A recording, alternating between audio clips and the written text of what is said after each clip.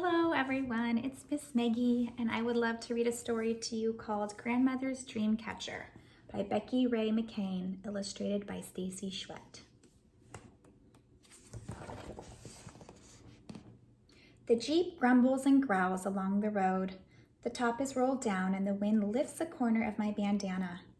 Daddy and Mama are taking me to Grandmother's cabin way out in the woods by a lake. I will stay with her while Daddy and Mama find a home near Daddy's new job in Chicago. When Daddy turns, the road becomes skinny like a snake. I lean back and close my eyes. I picture Grandmother in her blue cotton dress with the little flowers I can only see when I am close enough for a hug. Grandmother is Chippewa like us. She is tiny and brown with dark, shiny eyes that wrinkle in the corners when she smiles. She is almost light enough for me to lift in the air. That is what I will do someday when I am a bigger girl. I will lift my grandmother into the sky. She will flutter and fly and sound like a bird when she laughs as we float above the trees.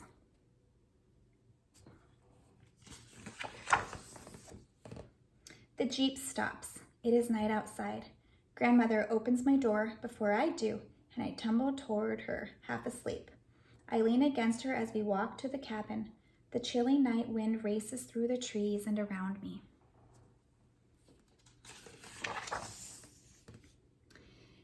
In the copper pot on Grandmother's wood stove, water makes giggle sounds as it bubbles and boils. Heat pours from the stove, and soon my hands and face feel nice and warm. The grown-ups start talking. I snuggle down on Grandmother's green couch and drift to sleep again.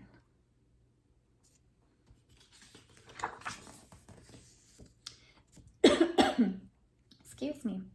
This time, sleep is noisy and mean. Scary things that howl, whistle, and hoot like the night wind are so close. I scream and reach for Mama and Daddy, but in my dream, they can't hear me.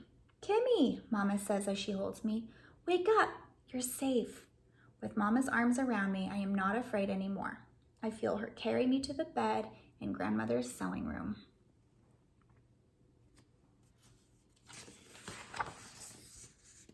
In the morning, sunshine is scattered over my bed and Grandmother's floor. The grown-ups are talking in the kitchen. Mama's voice sounds different.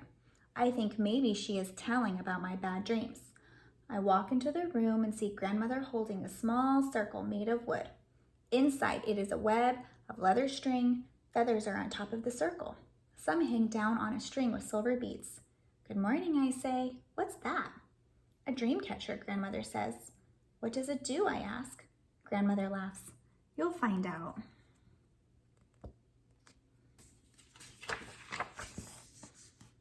The dream catcher's beads shimmer in the sunshine while I eat breakfast.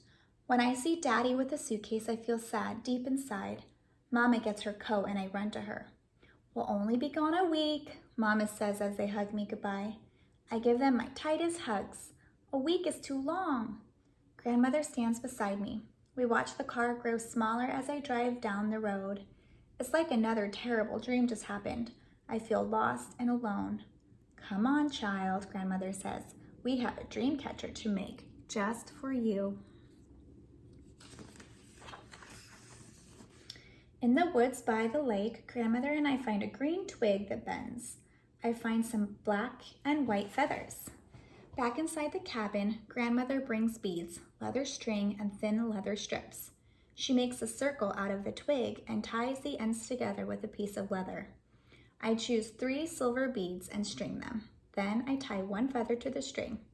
Grandmother loops a long piece of leather string around and around inside the circle to make the web. As she works, she tells me a story. "Before you and I had grandmothers, a Chippewa girl had scary dreams," she said. "She would toss and turn and wake herself up with her own screams." "I do that," I say. So her grandmother did what our people still do. She asked the Great Spirit for help, and she was given a vision of a dream catcher circle. It had feathers on it just like yours and mine, but the inside was empty. When this grandmother hung the dream catcher above her grandchild's head, a spider came down and made the web inside. All the child's dreams were then caught in that web to go to the Great Spirit. Only the sweet dreams were permitted to go back to the girl. Did it work? I asked. Of course, says grandmother. After we finish the Dreamcatcher, we hang it above my pillow.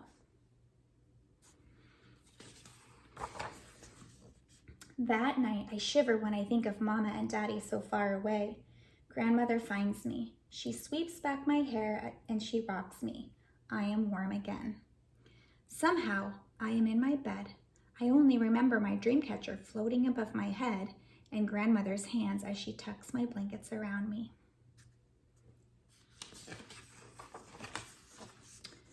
When I awake, I see my Dreamcatcher turn in the morning light. Grandmother peeks in the room. I'm happy, Grandmother, I tell her. My bad dreams didn't come last night. Grandmother's whole face crinkles around her smile.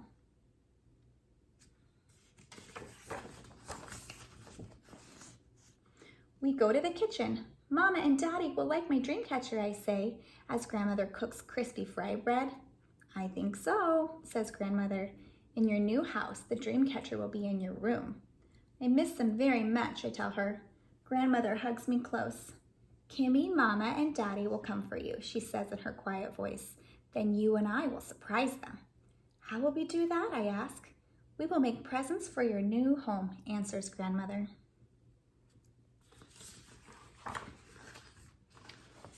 Each night I sleep under my Dreamcatcher. My dreams are happy and peaceful.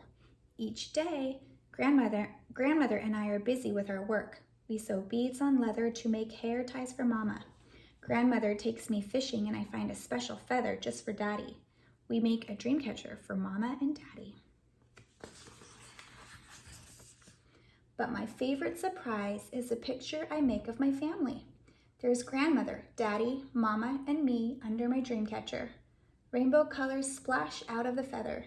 And when Mama and Daddy come back, that's the present they like best.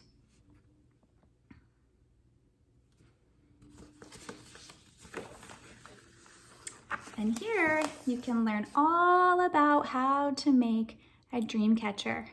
I'm sure if you go online, you can find the directions to make your own Dreamcatcher at home. I hope you enjoyed this story. Bye.